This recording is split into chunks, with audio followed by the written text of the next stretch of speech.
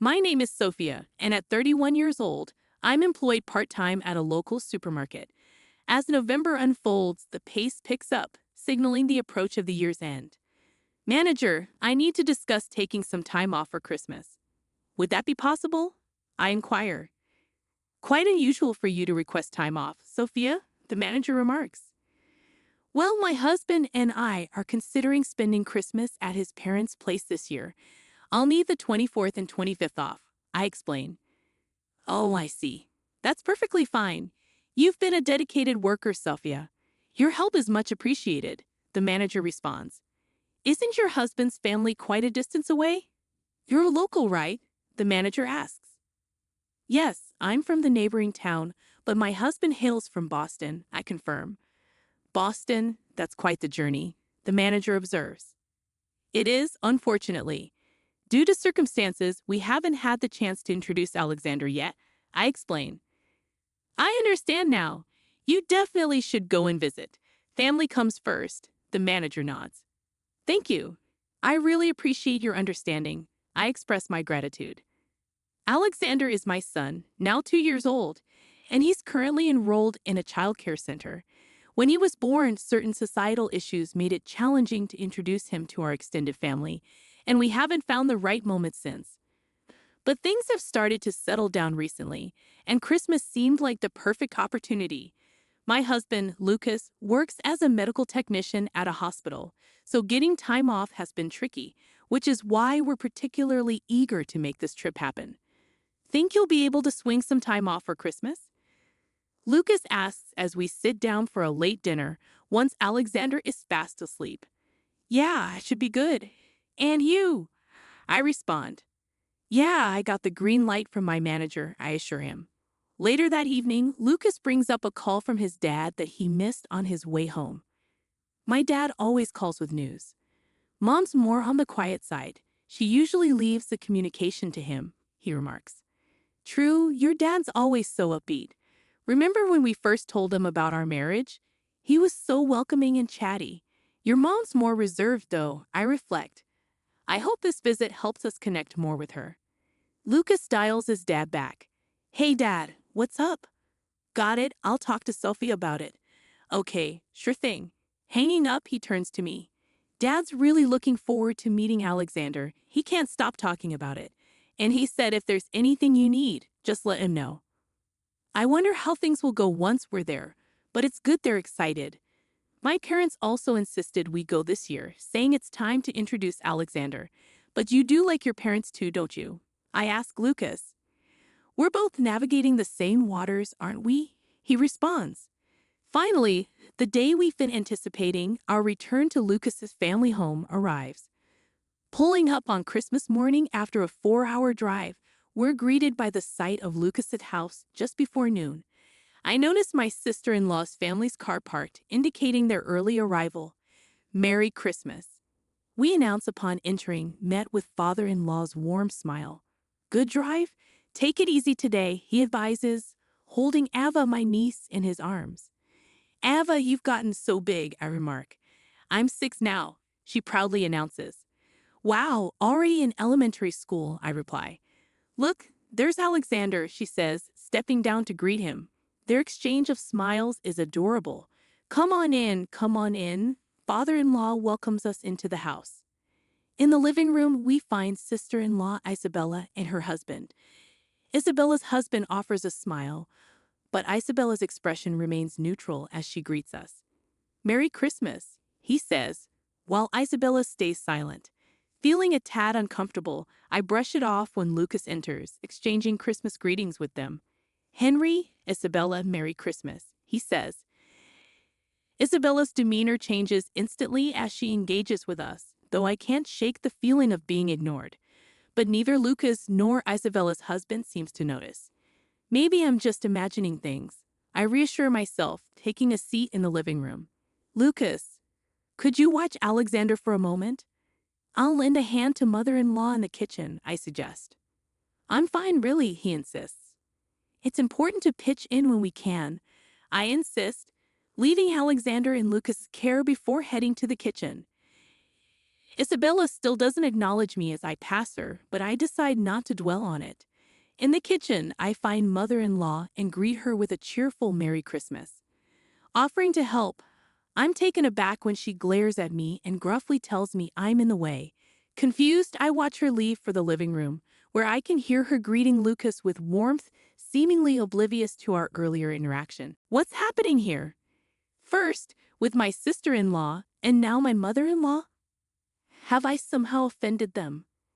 I can't think of anything I might have done wrong. Lucas and I have been married for 4 years, and it's been 2 since Alexander was born.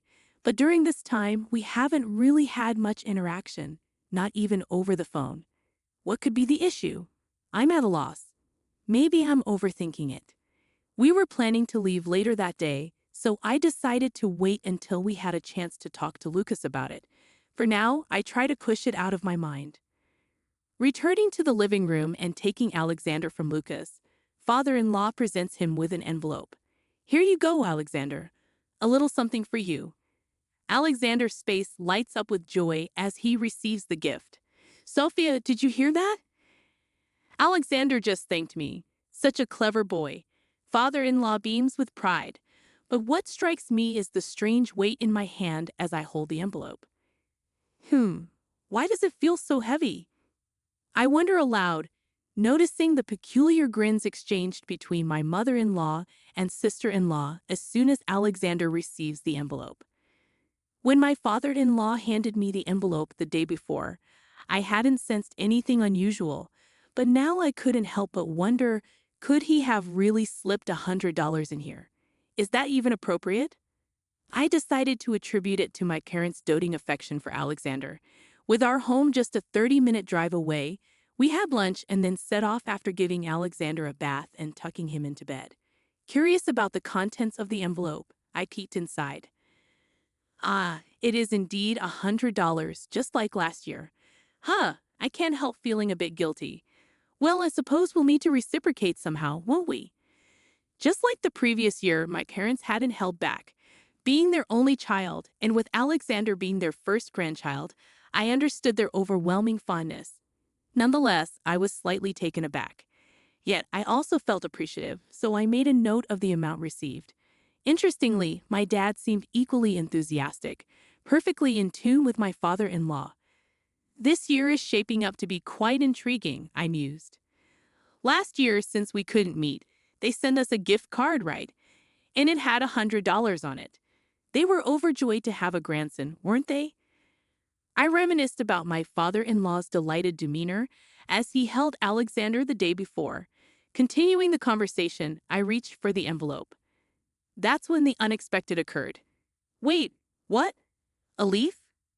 To my bewilderment, there was a single green leaf inside the envelope. I was speechless. Lucas, startled by my reaction, exclaimed, "A leaf? What in the world?" He burst into laughter. But amid the confusion, I couldn't shake off thoughts about my mother-in-law and Isabella. Could it be possible? Regardless, I decided to give them a call. They'd surely share my concern. Lucas seemed to think it was all a prank and, chuckling, attempted to call my father-in-law, but there was no answer. Maybe they're in the shower. Let me try calling Mom, he suggested. Dialing his mother's number, Lucas explained the situation about the leaf. From her surprised response, it was evident she was clarifying something to Lucas. Oh, that's what it was. All right, I'll let Sophia know. What? You want to speak to Sophia? Me? Hold on a moment. Lucas relayed her message. Lucas lowered the phone from his ear, a puzzled expression on his face. Mom sounds really sorry. She wants to apologize to you, Sophia. Is that all right? Sure, I responded, taken aback by his unexpected words. Reluctantly, I accepted the phone from Lucas and tentatively greeted, hello. There was nothing but silence from the other end. Then faint laughter, eerily familiar, echoed in the background, resembling Isabella's voice. Hello, mother-in-law? I tried again. Apologize to someone like you? Never. You with your pitiful existence, came the venomous reply. Your gifts are as worthless as a leaf. Goodbye, paper wife. With that shocking barrage, she abruptly ended the call. In that moment, I realized yesterday's events had been orchestrated out of spite. "What's wrong, Sophia? You seem off," Lucas inquired, noticing my distressed expression. But how could I ever explain to him what had just transpired? First, I needed to ascertain what my mother-in-law had told him. "Hey, what did your mom say to you?" I asked. It turns out Dad accidentally mixed up the gifts Ava had prepared. Remember when Isabella and her family came over for Christmas? Dad had already prepared some monetary gifts, and then Ava wanted to chip in too. Somewhere along the line, she decided to add a leaf from the garden as a little bonus. "Looks like it got swapped with the money," Lucas explained. "I see. What's wrong, Sophia? You seem troubled," he added, concern evident in his voice. I was left speechless, stunned by the sudden accusation of being labeled a poverty-stricken wife. It was a situation I had never encountered before, and I struggled to find the right words to respond. "Actually, I began, but before I could continue, a call interrupted us, flashing my father-in-law's name on the screen. "Oh, sorry, Dad. Maybe he's calling back," Lucas remarked, placing the phone on the table and switching it to speaker mode. The phone rustled, prompting Lucas to inquire, "Dad, did you call by mistake?" Lucas?" "Oh, it says Lucas on the phone," came the confused voice of my father-in-law. "Huh? Ava, is that you?" Lucas asked, recognizing the voice. "Yeah, you got it." It turns out Ava was the one who called back using Grandpa's phone. Ava chimed in. "You're going to get in trouble with Grandpa, Eva," she added. "That's fine, I wanted to talk. Grandpa's in the shower, it's all good. Plus, Grandpa always says we should answer the phone when it rings, so I'm talking for him," Ava explained. It's nice that Ava enjoys talking on the phone, but this isn't really the right time, Lucas apologized, sensing the tension in the room. "Oh, really? Well, that's a bummer. Bye, Lucas, and bye, poor auntie," Ava concluded. "Wait, Ava, what's up? What did you say at the end?" Lucas questioned, picking up on Ava's last statement. Both Lucas and I couldn't ignore what Ava had just said. It sounded like "poor wife," which was a term Mommy's grandma also used to refer to auntie. "Ava, could you explain to Lucas what you meant earlier?" I asked, seeking clarification. "Earlier? When Grandma was on the phone?" Ava confirmed. "Yes," I replied. "So here's the thing. Auntie once mentioned this to me. It's about the leaf. Grandma used to prepare the leaf with a smile and taught me all about it. She said that for those less fortunate, monetary gifts equate to a single leaf," Ava explained. Lucas and I exchanged bewildered glances, unsure of how to respond. Meanwhile, my sister-in-law, who had overheard Ava's phone call, shouted, "Ava!" But just as she did, my father-in-law intervened, saying, "We'll talk about it later." Feeling bewildered by the unfolding events, I watched as Ava handed the phone back to my father-in-law. "Sorry about that. I was in the shower." Then when I got dressed and came out, I found Ava saying something outrageous. He apologized. "So, you heard it too, Dad," Lucas confirmed.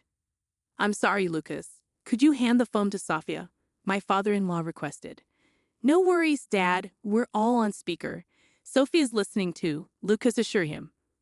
"All right," my father-in-law responded with a heavy sigh, his voice betraying a sense of tension.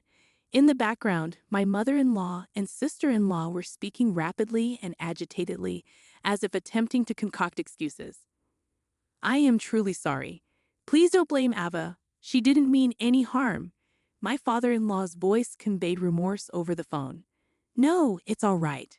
We don't hold Ava responsible. Thank you for letting us know. I'll address this issue further. Isabella is here too. We'll discuss this with her," I reassure him. With that, he ended the call. Lucas turned to me, expressing his apologies. "I'm really sorry. I have no idea what's going on." He was clearly perplexed. I proceeded to share with him the discomfort I had been feeling during my visits to Lucas's house. Together, we decided to await further communication from my father-in-law. To our surprise, a response arrived sooner than expected. Even more astonishingly, the very next day, Isabella's husband drove my father-in-law, mother-in-law, and Isabella to our house.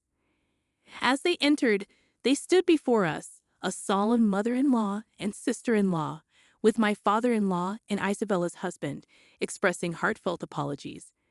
We have behaved in a manner that is deeply disrespectful. We are sincerely sorry. We apologize for the unacceptable conduct of my wife, my father-in-law conveyed with sincerity. Though we appreciated the profound apology, my mother-in-law and sister-in-law remained silent throughout the encounter, not uttering a single word. After 4 years of marriage, I found myself baffled by the sudden hostility directed towards me. Despite our infrequent encounters, I mustered the courage to ask, may I inquire why you've been acting this way towards me? I hoped that understanding their reasoning might help resolve the tension.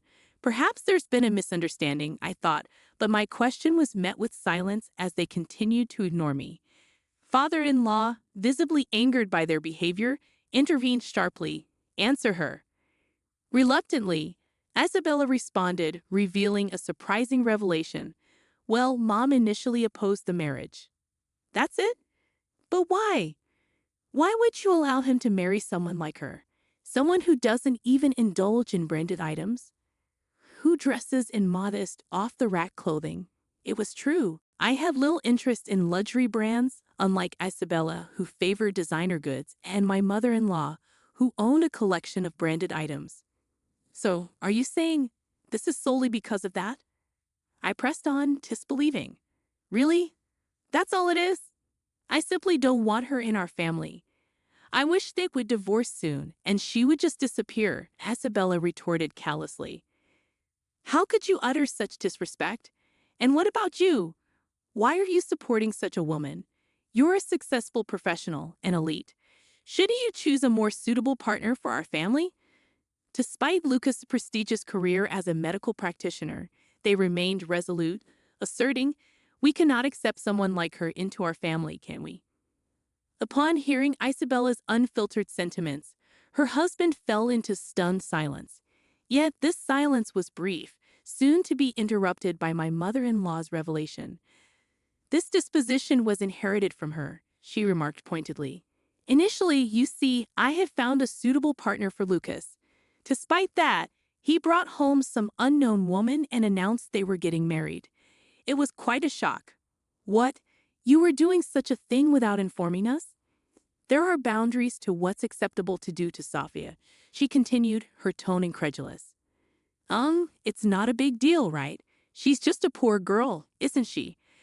Her parents didn't leave much of an impression either. Rather impoverished, don't you think? Not a single designer label in sight. In essence, she hails from a financially struggling background, doesn't she? My mother-in-law interjected. What? What are you implying? And to love a child born of such a woman? Unthinkable. It would tarnish our precious Ava. We had already arranged for her to marry a friend's child. Lucas, caught in the crossfire of his family's revelations, found himself at a loss for words.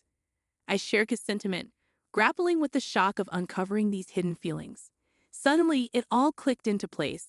My father-in-law's disinterested phone call now made perfect sense. If you perceive this as harassment, then perhaps divorce is the best course of action. Please proceed as soon as possible. Let's leave. There's no need to prolong this charade any further, my mother-in-law concluded, her words cutting and final. Just as my father-in-law appeared poised to speak, I felt a surge of determination to rectify the misunderstanding and uphold my pride. However, before I could interject, the living room door swung open dramatically, revealing none other than my own parents.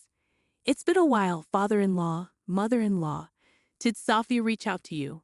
My father asked casually, cutting through the tension with ease. It must be difficult to endure such slander without a chance to defend yourself, he added knowingly. I had anticipated my father-in-law's visit and had promptly informed my parents. Apparently, they had overheard some of my mother-in-law's derogatory remarks from outside the door. Their timing couldn't have been more impeccable. My parents approached my mother-in-law with stern expressions. What's the matter? She inquired, taken aback by their serious demeanor. Without a word, My parents retrieved their business cards from their breast pockets and extended them towards my mother-in-law, their actions silently conveying, "Take a look." To my amusement, Isabella took the bait, seizing the opportunity to grab the business card and unleash a torrent of insults, arrogance oozing from a person of humble means. "You aren't even adorned in designer labels today, and your attire reeks of mass production," she exclaimed indignantly. As she examined the card, my mother startled, and even my mother-in-law glanced at it with interest. "You two are executives at Ballet Clos?" My mother-in-law read aloud, her tone betraying a hint of surprise. "Yes, my husband and I founded the company together. He holds an executive position at the headquarters, and I oversee planning. Our daughter stepped down after her marriage, as you're aware," my mother explained confidently. "Both of my parents currently hold positions at the headquarters of Valet Clos, a renowned low-cost apparel brand. Even after I graduated from college, I continued to work there." Although I had discussed my background with my father-in-law and mother-in-law prior to our marriage, my parents had never fully disclosed their professional status. "So she could return to work whenever she chooses, right?" my father-in-law exclaimed in astonishment. "That's incredible. You're employed at such a prestigious fashion brand's corporate headquarters. So what exactly do you mean by calling us poor?" "Implying that my grandchild is the offspring of a destitute wife. Is it justifiable to harass us simply because you oppose the marriage?" I interjected, my frustration palpable. "It isn't. We sincerely apologize," my mother-in-law interjected. But it was evident that this apology stemmed solely from my parents' esteemed job positions. Clearly, the situation had escalated beyond the point where a mere apology could rectify matters. Henry, visibly disappointed, interjected, "I thought it was a good idea to entrust Ava to my parents' care, but with this? I'll take you back, but once we're there, we're going our separate ways," Henry declared firmly. "What? What do you mean?" I responded, taken aback by his sudden resolve. "I'm grateful to have finally seen your true colors. Let's talk about divorce once we're home," he continued, his tone resolute. With that, Henry left the house, leaving me stunned. In that moment, my father-in-law rose from his seat, offering a deep apology to my parents. "I'm truly sorry for everything that has occurred," he expressed sincerely. Turning towards us, he added, "I apologize once again. We'll keep in touch." Then, fixing a stern gaze upon my mother-in-law, who appeared visibly shaken, he cautioned, "Prepare yourself for when you return home." With that, he too left our residence, prompting my mother-in-law and Isabella to hastily gather their belongings.